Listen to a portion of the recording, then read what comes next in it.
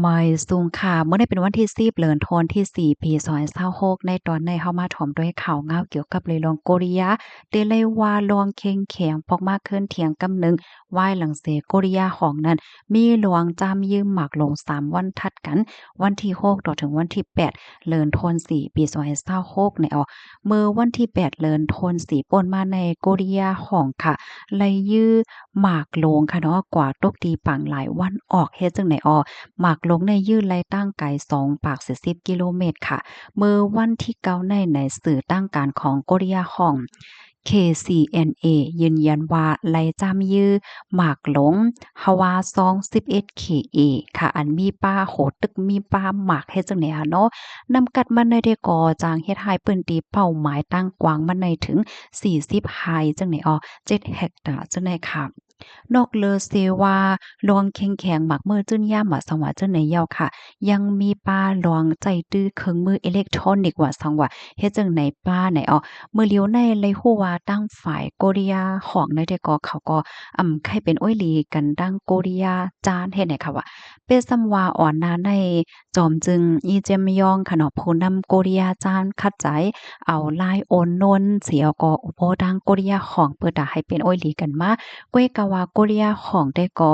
ลาดว่าโกเรียจานในเป็นผู้เขียนยาวมีเส้นตั้งติดเปลี่ยนปลายหลากหลายให้เป็นโอ้ยหลีมาลายจังไหนคะตั้งฝ่ายคิมโยจองอันเป็นน้องเยื่องสาวคิมจองอึนไหนก็ไล่ออกมาลาดทัดสางแซ่ซ้อม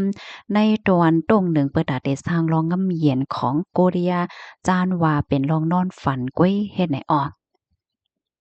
กำแน่เฮาคามาด้วยสายงายเงาลายลกลงฟ้าค่ะเนาะลวงต้งหนึ่งในปอกกับในค่ะซ้ำเป็นพ้องตีปางตึกตะวันออกกลางก็ซ้ำมีอยู่เฮ็ดจังได๋นั้นขนาดเนาะทางฝ่ายอเมริกันเนี่ยก็ตึกซุกยุงอยู่ดีปางตึกดีเมืองอิหร่านเฮ็ดจังได๋ค่ะลองในหมางเจอเปิ้นก็ทัดสางว่าทางฝ่ายโกเรียของได้ที่เอาตื้อตั้งมาพ้องจังไหนคือและเฮ็ดแหน่เนาะกำในเฮาคามาถ่อมด้วยเทียงตอนหนึงค่ะลวงอันลีไม่อกไม่ใจว่าเดี๋ยวจังมีมาปางตึกเดี๋ยวจังเป็นมาปางตึกแต่เนาะ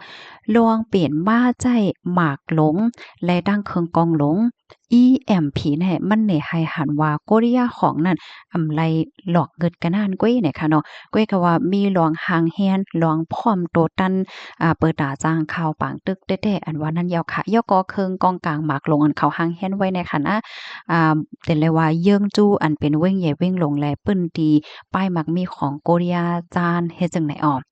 ในก็เป็นสายงานเงาไล่อันเป็นไว้อยู่ดีดังพอตอนโกริยาในค่ะเนาะพี่น้องเฮาค่ะแต่เลยว่าลกลมฟ้าเฮาคันได้ก็มันร้อนแฮงไว้คันได้เนาะมื้อเหลียวในค่ะนะ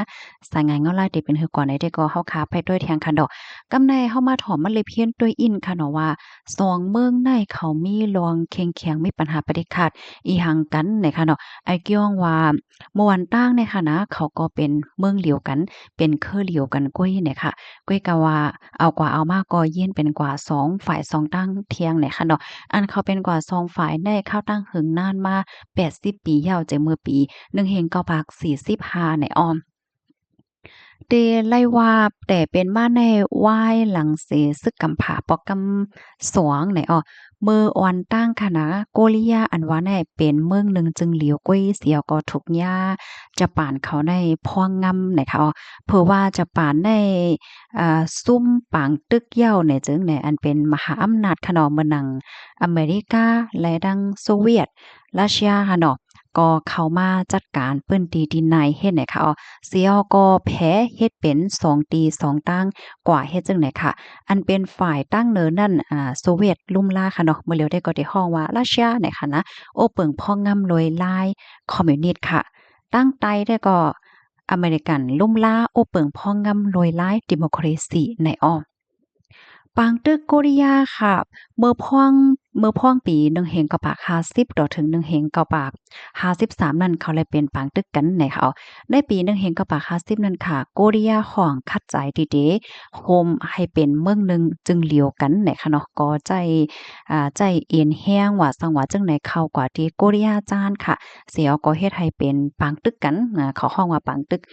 โกริยาก็ฮาวแห้งว่าอยู่ดังเก่าค่ะนะเขายึ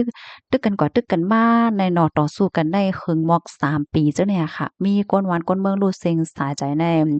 หลายล้านก็ลูกกว่าในค่ะว่านะเลื่อนสุดเนี่ยก็สู้กันเป้มหังเฮก็เขาในก็ไล่ตกลงกันตกลงกึดตึกกันในค่ะเนาะเมื่อพ่องปี1เหงเก่าปาก53ในอ้อ ลงแต่อันเลตกใจมิ้วหนึ่งซ้ำในเขาสองเมืองแน่ค่ะนะเขาลงลายมือกึดตึกในก้อยนะจะเลยว่าลงลายมือเฮ็ดลิกินเกียนเอางำเย็นกันในออกเนาะก็เปิ้นนั่นแลสายงายเงาลายลองตีอันว่ามันจะมีลองแข่งๆกันหาสังหาไหนก็มันก็ซ้ำจางเป็นไรง่ายนั่นน่ะเนาะอ้อเฮียงและเขาสองฝ่ายเนี่ยเขาเป็นอันหนึงอันเดียวกันไล่เนี่ยค่ะเนาะย้อนก็เปิ้ว่า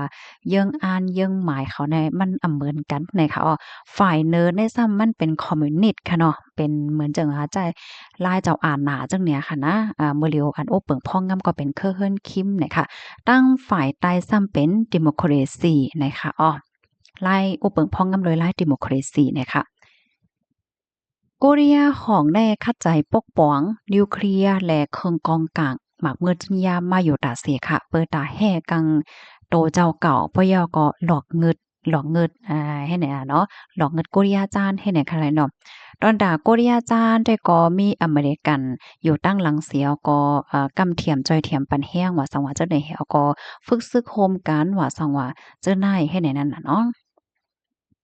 ตั้งสองเมืองเนี่ยค่ะเขาก็ใครเป็นเมืองหนึ่งจึงเหลียวค่ะไว้น่ะว่าคอหนองเงินไขซ้ำมันอบโอ้มตกลงกันไล่ให้ในนั้นน่ะนะกำนั้นแลจังแลเป็นมาสองเมืองต่อถึงวันเมอเหลียวในเนี่ยอ้อเพราะว่าเฮาขามาด้วยในวันเมินเนี่ยค่ะฝ่ายหนึ่งอะเนาะก็ปกป้องเครื่องกองกำมาเมื่อจึ้นย่ำและนิวเคลียร์แทงฝ่ายหนึ่งซ้ำเป็น K-pop นะคะเนาะและตั้งเทคโนโลยีเนี่ยมันก็มีลองแปลกเปิงกันย้อนเพราะว่ามันแปลกเปิงกันแฮงหนาลาตกลงกันไล่แลแหน่มันก็อบกันไล่เพราะเขาก็จังเป็นเมืองหนึ่งจึงเหลียวกันเฮ็ดจังได๋คะอ้อ